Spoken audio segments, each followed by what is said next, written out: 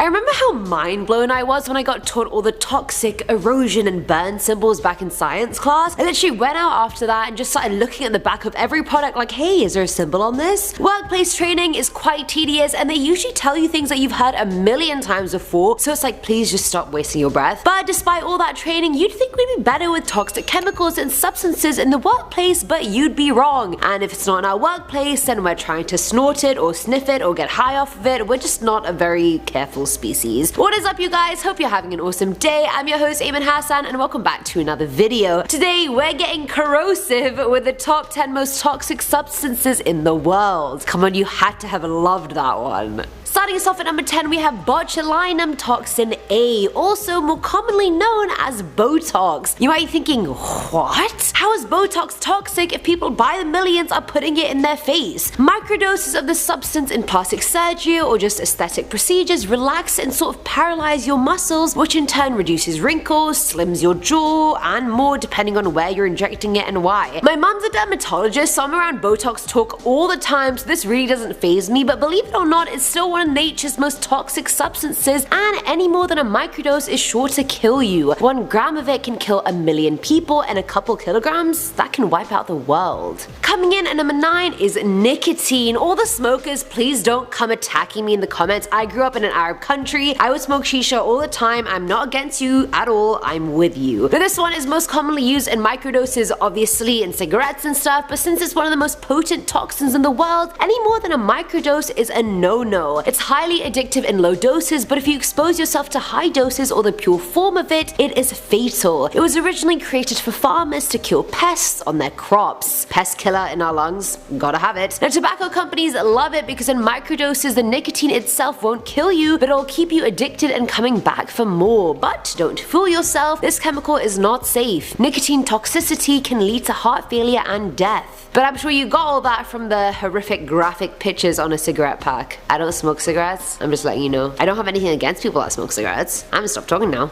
At number 8 we have strychnine. Now this substance is mostly used as a pesticide to kill birds and rats, and it's extremely toxic. If inhaled, swallowed or absorbed, it causes a certain kind of poisoning that leads to severe muscle contractions and then death by asphyxia. The muscle contractions get so bad that your body will actually contort to the point of broken bones and torn muscles and ligaments. Symptoms occur 15 to 60 minutes after contact, and the minimum lethal dose for a human is anywhere from 30 to 120 milligrams. But fun fact, they come in seed form, so the poison is only effective if the seed is chewed or crushed before you swallow it. If you swallow the seed whole, you may not get poisoned, so there's that. Filling at number 7 slot is the inland taipan. This extremely dangerous snake has an 80% mortality rate and can inflict what is considered to be the most toxic bite of any snake. The venom of one bite from these slithering beasts is enough to kill 100 humans. Like most snake venoms, organ failure, nausea, diarrhea, etc. then all quickly escalate until certain death. Unless of course the antivenom is readily available and administered rapidly. Found in Australia, these snakes are considered shy and are found in extremely remote areas, so luckily they rarely encounter humans, but if you're that unfortunate 1% of people that does encounter it, good luck to you. Now at number 6 is mycotoxin. This highly potent toxin is found in single-celled organisms in the ocean which then attach themselves to fish. Exposure to this chemical is simply a case of wrong place, wrong time. If you see a bloom of algae in the ocean, this chemical could very much be present. One of the most complex non-protein molecules found to be produced by any organism. Mycotoxin causes rapid heart failure and is nearly impossible to treat. Nearly impossible means basically impossible, and that means a surefire death, which is a no bueno. No bueno, amigo, muerto, muerte.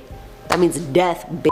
Coming in at number 5 is potassium cyanide. So this highly toxic compound actually looks like sugar and dissolves quite easily. It's known for being the suicide chemical, and I believe it was used by Jim Jones during the Jonestown massacre. Another infamous victim of this pill was actually Eva Braun, Hitler's longtime partner. Apparently it tastes bitter and acrid and sort of causes a burning sensation. The effects of potassium cyanide and sodium cyanide are the exact same, by the way, for anyone that was wondering. When taken in pill form, you're likely to die in just a few minutes. At first you lose consciousness, then you may convulse, and then finally you die when your brain dies, also known as cerebral hypoxia. Now at number 4 is ricin. This one is produced in the seeds of castor oil, paint, and a few rice grains worth of this toxin can kill you. Even the dust of this stuff coming into contact with your eyes can be fatal. Ricin did not come to play around. Ricin effectively blocks the assembly of amino acids into protein in the body, which causes the initial symptoms of pain, inflammation, and then progresses into severe nausea and diarrhea. Organ failure and shock due to blood loss via the excess diarrhea and vomiting cause almost certain death. But there is a loophole. Oral exposure to ricin is a lot less toxic, so at least there's that saving grace. Antidotes are very few and far between, so I think it's best to avoid ricin at all costs.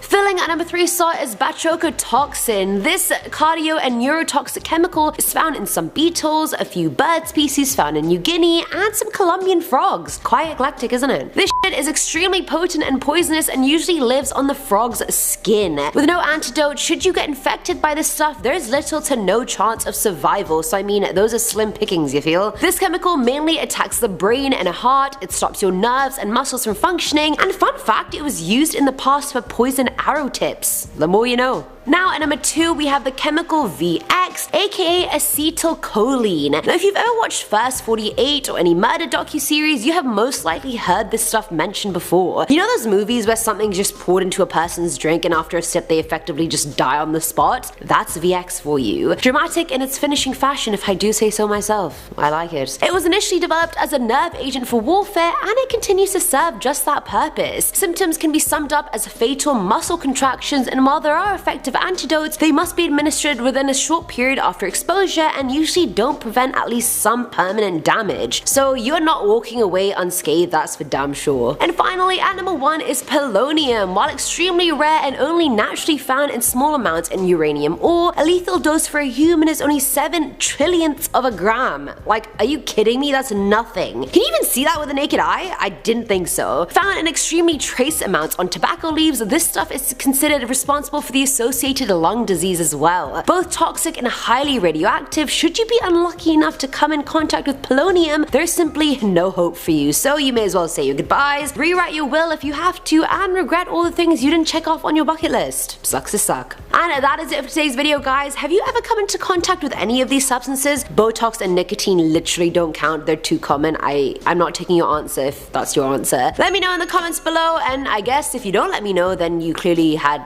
too much of that substance and are probably dead. Anyway, I've been your host for this one, Eamon Hassan, and I'll catch you in the next one. Bye! Starting us off with number 2, wait, let me just say this. Botulinum, okay. Starting us off at number 10, we have believe it or not, it's still one of nature's most toxic.